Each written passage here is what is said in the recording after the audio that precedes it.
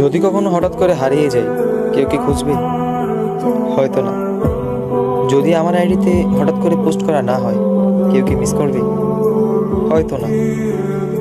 Inbox হয়তো message আসবে, scene হবে না, রিপ্লাই পাবে না, পড়ে থাকবো ওইভাবেই।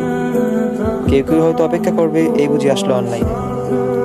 আবার কেউ কেউ তো টেরই পাবে না যে কেউ একজন হারিয়ে গেছে।